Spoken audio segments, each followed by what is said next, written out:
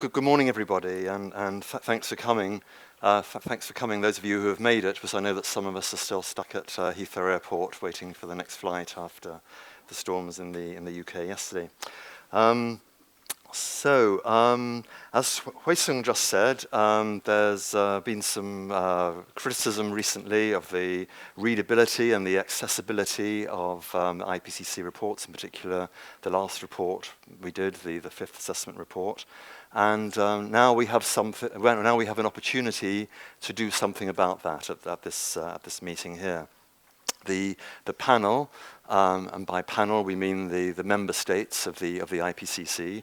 The panel has asked us to hold this meeting to make recommendations to them as they start work on the next round of IPCC reports. So a series of special reports in the next few years, culminating in the sixth assessment report in 5, 6, 7, maybe 8 years time. So really, let's take full advantage of that opportunity and make a difference today. I hope. Let me just say, pick up on what Christian said. We are streaming this meeting. That's a first for the IPCC, but I do want to say it's not a precedent for the IPCC. We had a good discussion about whether to do that, and there are good arguments on both sides in terms of transparency, but also in terms of having effective and frank discussions in a group. And we'll continue to look at this question in the future. Well, one of the topics we'll be discussing here probably is the transparency and the openness of the IPCC processes in terms of communication. And as I said, this doesn't represent a precedent for the future. We're not here to change the procedures of the IPCC. That is a matter for the panel itself. Also, as Kristen said, you can see the Twitter feed on the walls here. We'll be having a compilation of that every day, and there are already some very good substantive comments about this meeting and suggestions for us up there. So if you get the chance, do look at those and allow those to inform our discussion today. Well, I hope you had a chance to read my advanced paper on the constraints facing the IPCC and its communications work. We are, as we often say, we are a unique organization, and we must remember that there are practical limits to what the IPCC can do and how it does it. There's a lot of interest in what the IPCC has to say, precisely because, as Hui-Sung said, we are the gold standard for information about climate change. But the reason we're the gold standard is because of our credibility in the field, and that credibility has been hard won and defended against attack. And anything that undermines that credibility would undermine the value of the IPCC and its findings. So we have to accept, when we're looking at the question of communicating the IPCC's work, we have to accept that yes, the science is at times very complicated. You can't dumb it down, and you can't do anything that would distort the accuracy of those findings. Now, with goodwill and with effort, you can find a clear way of communicating the essence, but not at the cost of undermining what those findings are saying. And similarly, and I'm sure this will probably come up in our discussions over the next few days, you see that the call for simple, clear messages can very easily morph into a call for advocacy. And the IPCC is not an advocacy organization, it's not a campaigning organization. And in all our efforts to communicate better, we mustn't lose sight of that. We mustn't end up getting into campaigning and pushing particular points of view. We must really be on our guard against that. And this is not just a case of looking at the language we use. It can arise in all sorts of questions like the use of photos, which I'm sure, again, is something we'll discuss today. But if you look at IPCC reports, they don't have photos in them at the moment. The reason for that is that it's considered that using photos can entail a loss of objectivity. So this is an example of a question that we need to look at, also bearing in mind the impact that could have on our neutrality and our objectivity. Something else to bear in mind is that this is a meeting about communications. We're not here to reform the IPCC and to change its structure or anything like that. And so some things are a given. For instance, the structure of the IPCC into 3 working groups, which report at different times, poses a real communications challenge to us, because we all know from a communications point of view, it's much better to talk about solutions rather than problems. Or if you have to talk about the problem, then link it to the solution. But the way the IPCC comes out is we have the problem first, and then 6 months or a year later, some ideas about solutions. That's not something that's going to change in terms of structure, but it's a challenge for us here to see how do we manage that particular structural problem. Actually, just on that, there is a discussion going on in the IPCC about which order the reports should come out in.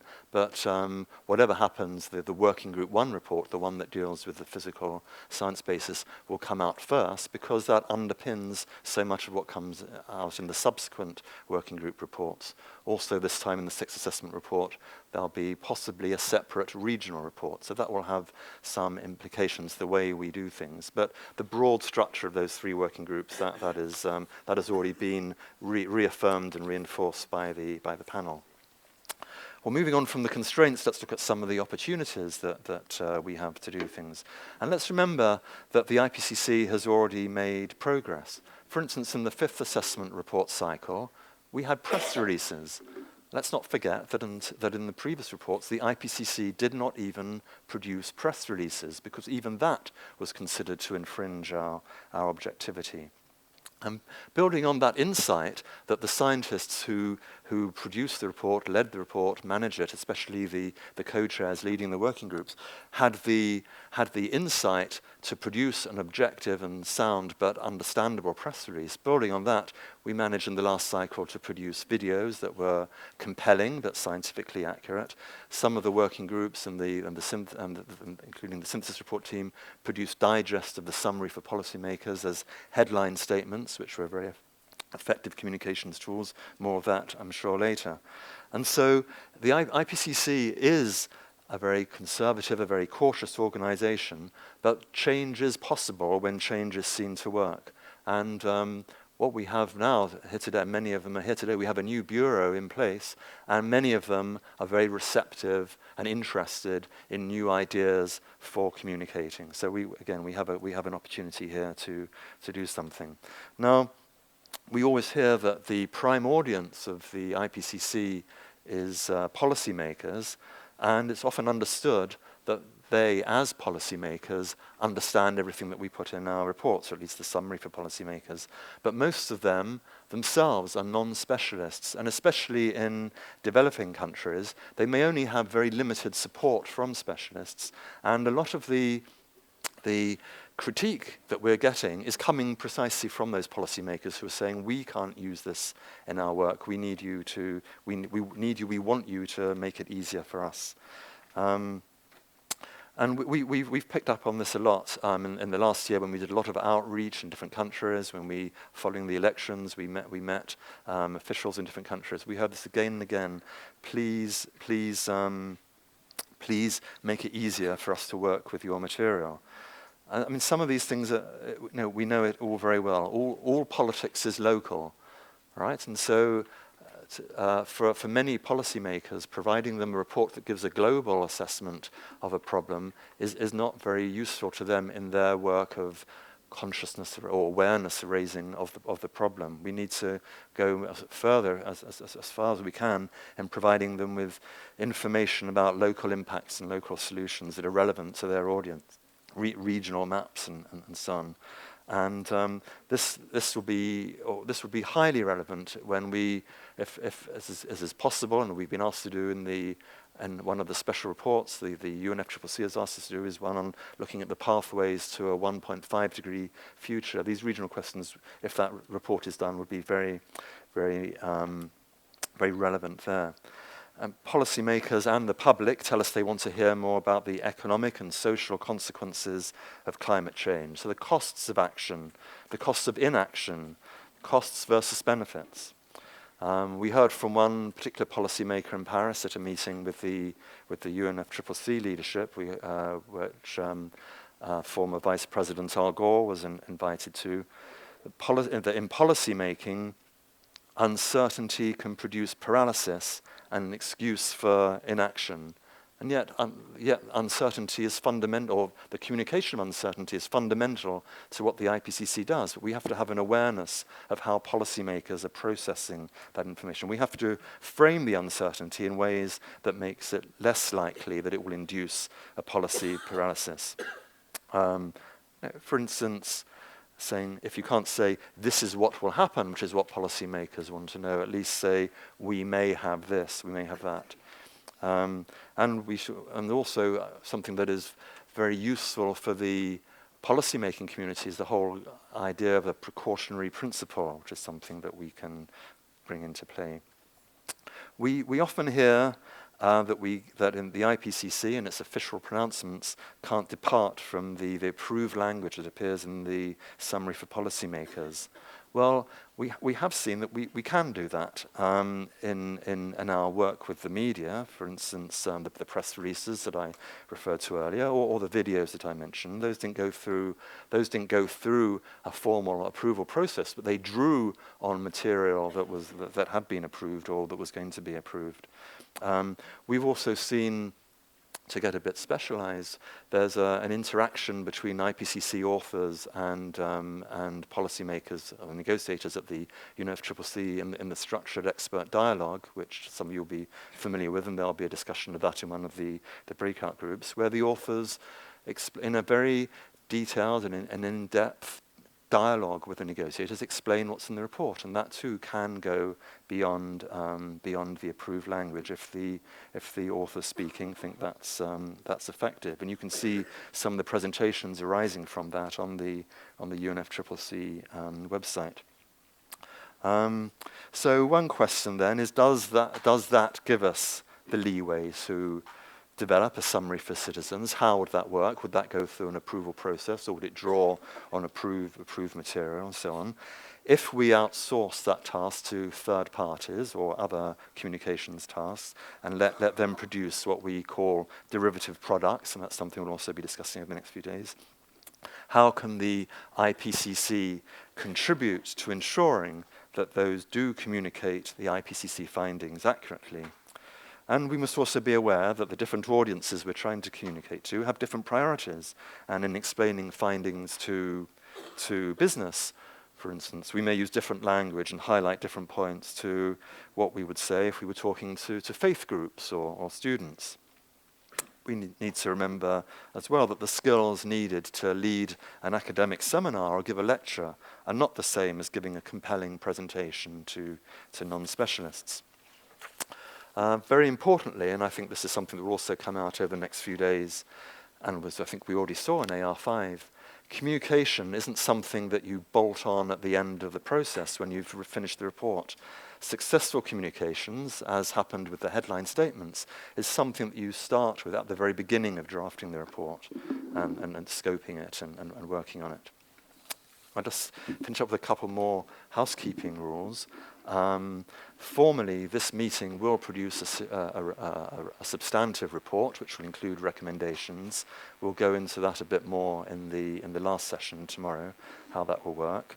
Part of the reporting we have to do, this is an important piece of bureaucracy for me, is we have to say where the funding for the meeting came from. So unless you came here under your own steam, can you let us know who funded you, whether it was the IPCC Trust Fund? Well, we know about that if we paid for you, but if your government or your institution paid for you or supports your presence here, we need to know that. We don't need to know the amount, we just need to know who did it.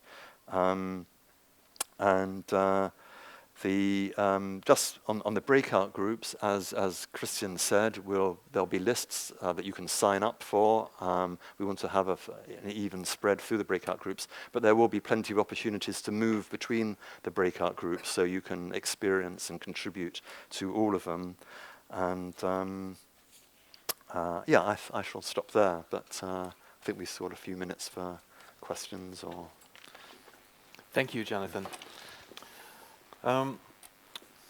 Could you just elaborate a little bit more about what will happen to this meeting? What will happen to all the information and ideas and opinions that we produce? Yeah. So this meeting was formally requested by the panel. It's asking for recommendations, and there are, I guess, 3 sets of outputs from this meeting that will go to the next meeting of the panel, which is in April, and the meeting after that, which is probably in October. So the first thing is, as I mentioned, there'll be a published report. I think it will only be published online, and I don't think it will be in print, but there'll be a substantive published report, which will be an account of the meeting and all the recommendations. And so those are public recommendations from this meeting, really to the world. This is how the IPCC could do better. And that has to be prepared in time for the meeting of the IPCC in April. And then at the same time for that meeting, I have to produce a document for the panel to take a decision on, which is thoughts on communicating for the 6th assessment cycle. And clearly, one of the main inputs into that document will be the recommendations that go into that report that we'll be producing for the panel. And then for the meeting after that, I'll probably have to update the IPCC communication strategy, which might seem a bit technical and internal for you, but it's something that we are going to be looking at in this meeting as well as general recommendations, looking at the way the IPCC formally deals with communications. And I'll take, the recommendations from this meeting and the way the panel responds to the recommendations that we give them in April in updating the communication strategy in October. So, and as far as producing that report is concerned, so the input into both of those other decision documents of the IPCC, that report will be worked on by me and the steering committee that set up this meeting. So I think they all thought they were off the hook now, that we're going to be bugging them for a few more weeks to come. And all of you here as participants will be asked to look at that report in draft form before we give it to the panel to agree that it's an accurate summary of what went on. Thank you. Before you ask a question, please state your name and also make sure that you have the microphone or a microphone. Yuba. Thank you, Jonathan. You mentioned something that's very important, and then that need also some thought, and it's related also to communication on the sequence of the reports. And don't you think that working group 1, 2, and 3 is misleading? Why not saying working group on physical science, working group on mitigation? Because in the mind of the people, 1, 2, 3 is a sequential. Maybe we have to think about, just say the name of the working groups, rather than say 1, 2, 3. Jonathan, can we do away with 1, 2, 3 and just say the name of the working groups? No, I mean that's an interesting idea, and I think that's something that we should put forward. I mean, it's a shorthand, so it's easy, but maybe there's another way of getting that shorthand across rather than saying the full name each time. But I think that's a valid point, which sort of the way it's done at the moment does kind of preset things in people's minds. So you're right. A question over there. Andreas Fischling. Jonathan, you have referred to people complaining about the IPCC products not being easy to understand. I like evidence. Can you perhaps point me a little bit, because I have to say, looking at the material which we have received so far, whether there exists an analysis of this evidence, or a summary of this evidence, who is complaining about what exactly? Yeah. Because I think that matters a lot. Yes. Well, I guess as we're being speaking in public, so to speak, I probably shouldn't mention the countries concerned, but we've had those comments at the level of ministers, at the level of opposition spokespeople, the opposition equivalents of of ministers in both developed and developing countries. I mean, I can tell you afterwards who they were. But I was struck in the last 6 to 9 months of all the outreach we were doing, how often this came up. I mean, I found it was a good. We knew this meeting was going to happen in February last year, and I was struck after that how often this question came up in our official contacts with policymakers, and it was a real input into this meeting. Yeah. I may also add that there have been research groups investigating how the reports have been received by target audiences, and we will hear some of the reports later today. I have a question there, and after that, the woman behind there. Hi, so Nick Nuttall, the head of communications for the UN Framework Convention on Climate Change. Just picking up on that a little bit, I'd like to say that firstly, that I think that the communications effort linked with the IPCC AR5 was far and away above anything that had been seen before. And was a real step change and improvement. Not that there can't be more improvements, and that's why we're here, but I just want to put that on the record. And we know there were many, many hands that were involved in actually creating infographics, expressing it to different kinds of communities, and what the actual findings meant to those different communities, from business through to cities and so on. So I think a good job was done. But obviously there's a lot more to do. I mean, the whole thing about Paris is that we're now in the phase of how do we actually implement that agreement, and I think that should be a bit of a guiding star in terms of, you know, the communications of the next assessment report, and presumably what will be in the next assessment report.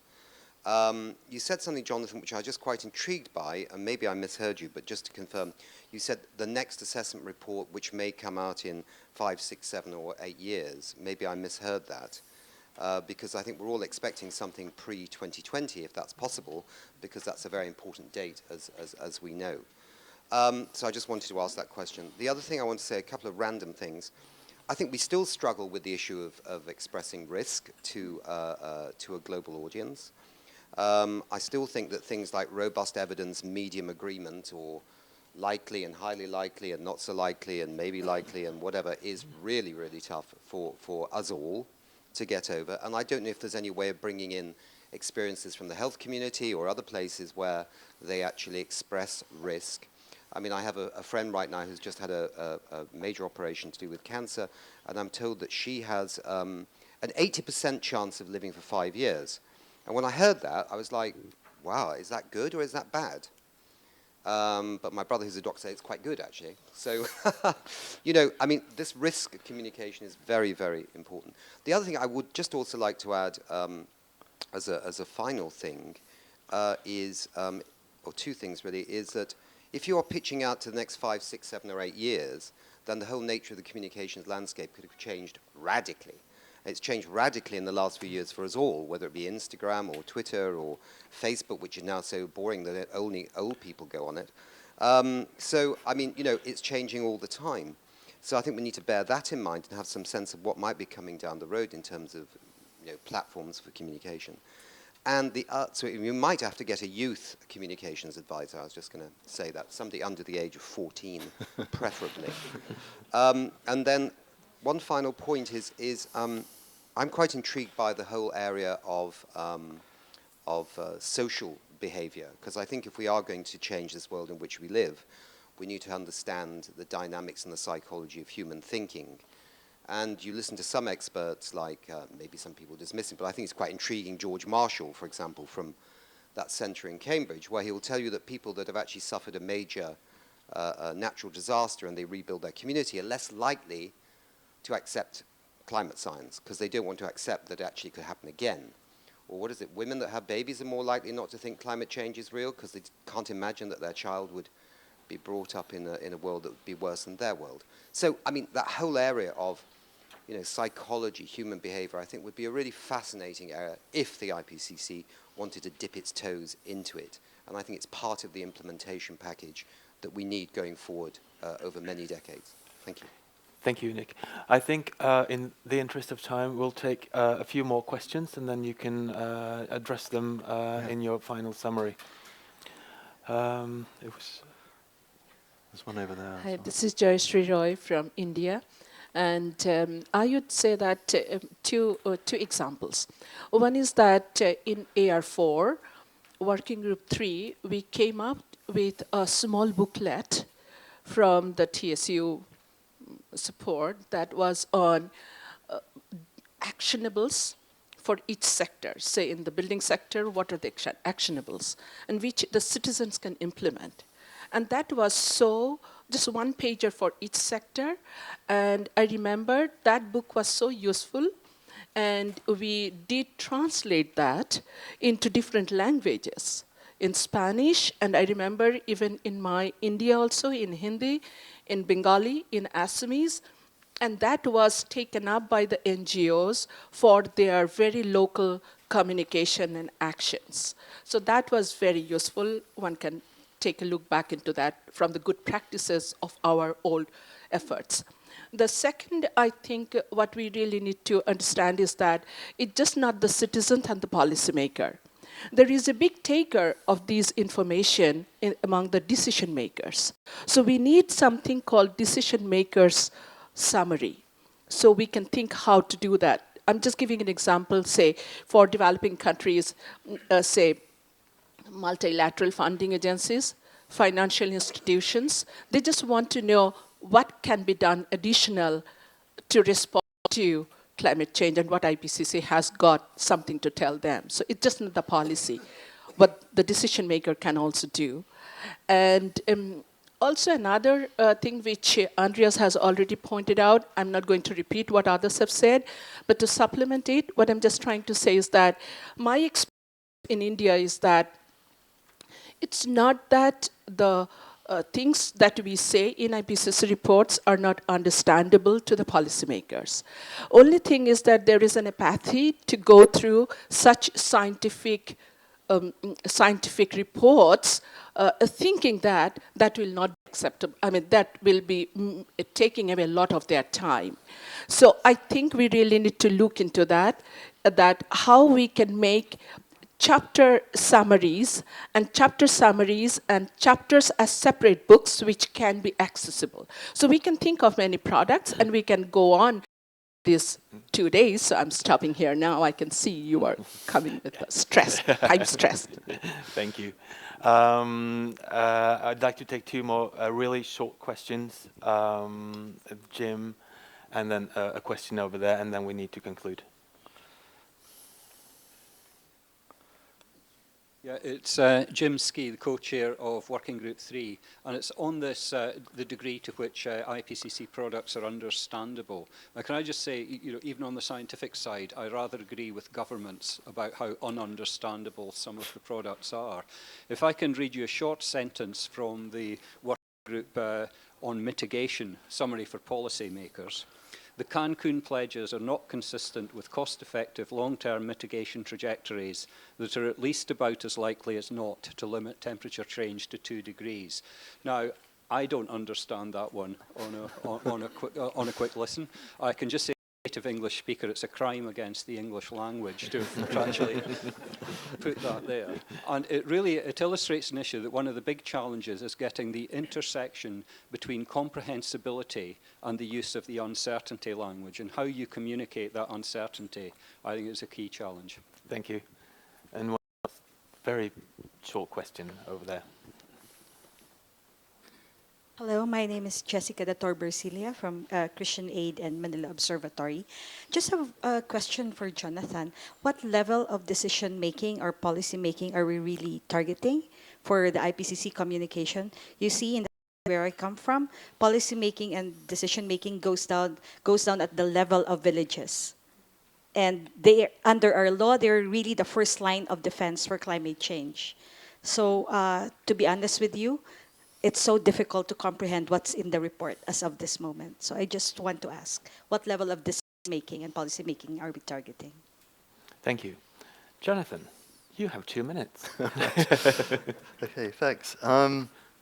So the timing of the sixth assessment report, well, that's still a work in progress. The co-chairs are now looking at that, looking at the various things they have to do to get that on the road, the possible special reports, what literature is available there, what sort of things are likely that we're likely to be asked to do. The understanding is that it will happen 5 to 7 years after the election of the Bureau, but there's already some talk going on, and this might come up over the next couple of days, that may need to be stretched. I think that doesn't stop us feeding into whatever the UNFCCC needs from us in 2020, because we'll have a couple of special reports out by then, and possibly in this cycle, a standalone regional report as well. So there may still be something for you, and then I think the next stock take is at 2023, if I've got that correct. So if AR6 was coming out in the 21-22 timeline, that would fit quite well. Everyone knows that it has to be coordinated with the UNFCCC process. That's a major consideration, but this is still a work in process. That isn't the timing isn't set yet. That will come clearer over the next few months.